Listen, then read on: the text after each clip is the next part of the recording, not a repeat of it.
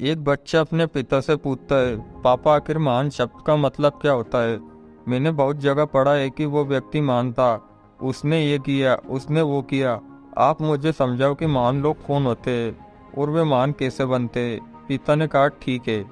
पिता ने बेटे को महान शब्द का अर्थ समझाने के लिए एक तरकीब सोची।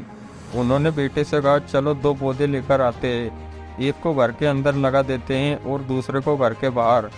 पौधे लगाने के बाद पिता कहते, बेटा तुम्हें क्या लगता है इन दोनों पौधों में से कौन सा पौधा बड़ा होकर सुरक्षित रहेगा। बेटे ने कहा, पिताजी ये भी कोई पूछने वाली बात है। जो पौधा हमारे घर के अंदर है वो सुरक्षित है, वो बड़ा होगा, जबकि बाहर वाला पौधा बिल्कुल सुरक्षित नहीं है।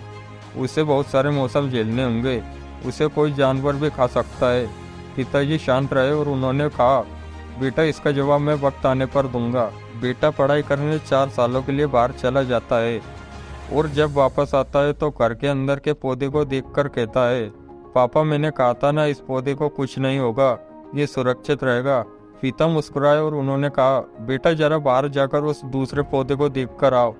बेटा जब बाहर जाकर देखता है तो एक बहुत बड़ा पेड़ वहाँ पर होता है। बेटे को यकीन नहीं हो रहा है कि आखिर वो इतना बड़ा कैसे हो गया, जबकि घर के अंदर का पौधा तो इससे 100 गुना छोटा है। पिता बेटे को समझाते हैं कि बेटा यह पेड़ इतना बड़ा इसलिए बन पाया क्योंकि इसने हर मौसम का सामना किया, हजारों मुश्किलों से लड़ा। लेकिन अंदर का पौधा सुरक्षित होने की वजह से ना ही इसने कोई मौसम का सामना किया, ना ही उसे ठीक तरह से धूप मिली, और इस कारण वो बड़ा नहीं बन पाया।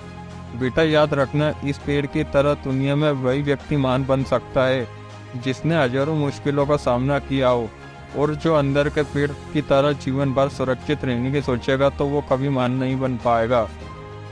जीवन के सीख। दोस्तों, आप कोई भी काम में फेल हो जाते हैं तो दुखी हो जाते हो। आप ये नहीं सोचते कि आखिर उस काम में चूक कहाँ हुई है, ताकि आप उस चूक को सुधार सको। अगर आप बीच में ही हार मान लोगे तो अंदर के पेड़ की तरह आप भी अपने जीवन में बड़े नहीं बन पाओगे। महान लोग महान बनने से पहले बहुत बार फेल हुए हैं, उसके बाद ही वे महान बन पाए।